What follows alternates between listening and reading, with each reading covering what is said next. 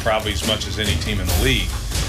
But I don't fear them, I can tell you that much. I'd much rather have a win against a first ballot Hall of Fame coach, you know, and Belichick than a slappy coach. I mean, shoot, he's going to get what I got. You got him. We got the Gronk. We're putting Kong on them.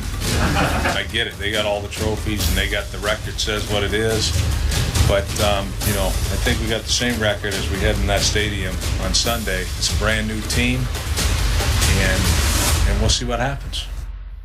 Don't talk about it, be about it. On Sunday, we'll see who can walk the walk, Belichick's Pats or Rex's Bills. Which team has the mental edge heading into Sunday, Mr. Bayless? I believe the New England Patriots won this week psychologically with one line from its head coach, from their head coach. Let's hear it. We've done okay. I think we've done okay against Rex Ryan. That's what Bill Belichick said. And that closed the case and closed the week for me. I like Rex. I love him in his press conferences and his media sessions. Loved having him on a show when we visited up to the training camp. He's the biggest thing in Buffalo since Jim Kelly retired. That place is going crazy over Rex, and it's in large part because of his persona and his showmanship and his mind gamesmanship that he plays with Belichick and Brady. That excites that region. That place will be on fire this Sunday. But I thought that Rex got a little too full of himself this week. And I thought he talked and talked and talked to the point that, and I'm just guessing on this, that Tom Brady will no longer be distracted by the mind gamesmanship that he so brilliantly usually plays. I think Tom Brady will be infuriated by it. And I'm going to say this again. I believe you're going to see Tom Brady once again be on an 07 style mission in which he's going to take Deflategate out on opponent after opponent after opponent.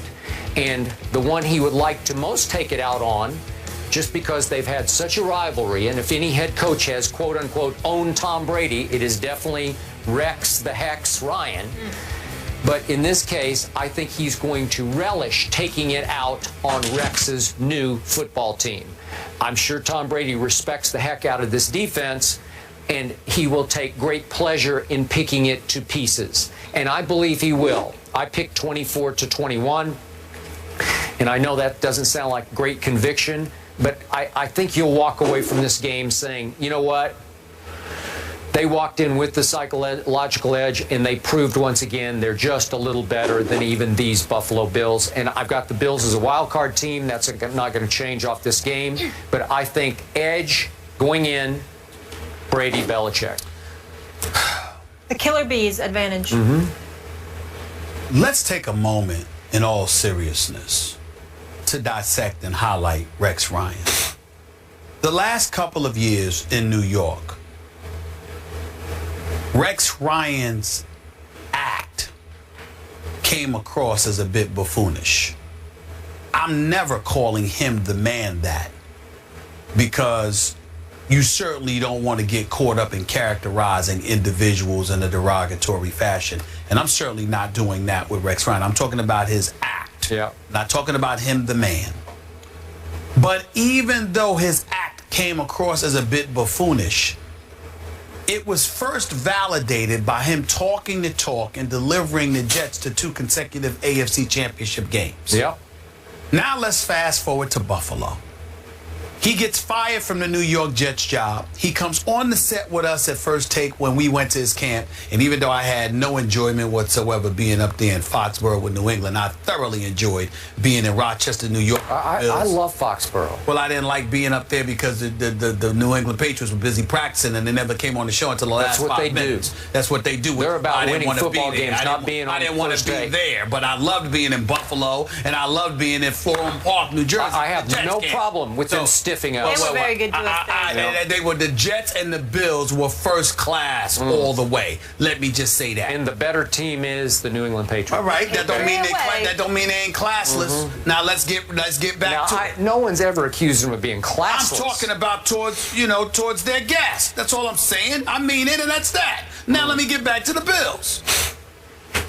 Rex Ryan is talking But damn, did they back it up opening day.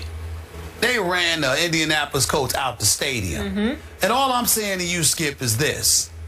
Let's give the man credit. Because you have called him maybe the most brilliant defensive mind in all of football. Not maybe. Okay, no, not maybe. Yeah. You're going up against a guy in Bill Belichick who at one time was considered a genius. But when he goes up against Rex, you say Rex doesn't give him anything because Rex doesn't have to take a back step towards him as it pertains to defense. All I'm saying is that Rex Ryan has earned the right from a defensive standpoint, particularly when you see the defensive personnel that he has at his disposal with this Bills team. Rex Ryan deserves the right for us to step back and say, let's see. Yeah. Because that's where I'm at.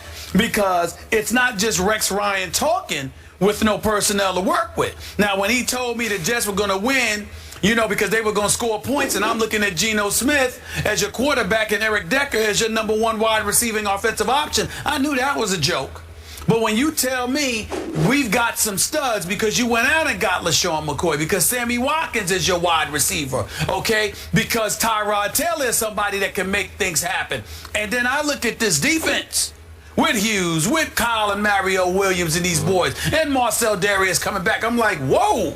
And Gilmore and those guys. I'm like, okay, these brothers can get at you. And that's all I'm saying. Tom Brady may very well be great, but he might need to be great in order to get out of there alive on Sunday afternoon, figuratively speaking. I think he'll be okay. I think he'll, all right, he'll survive. I'm just saying. I'm just saying. I ain't mean it literally. I'm just talking I football understand. vernacular. No, I got I'm it. saying, look, man, these guys are coming. And we know that Rex has brought the house when he hasn't had personnel like this. He had a strong secondary in New York. In Buffalo, he's got a front seven, man, that might be the best in the NFL. Okay. It's not a joke. All right. It's definitely not a joke.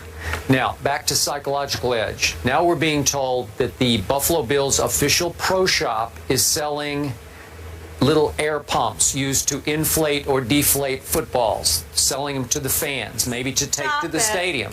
So we're being told. Not a big deal, but I'm telling you it's going to be a deal. I will admit to you.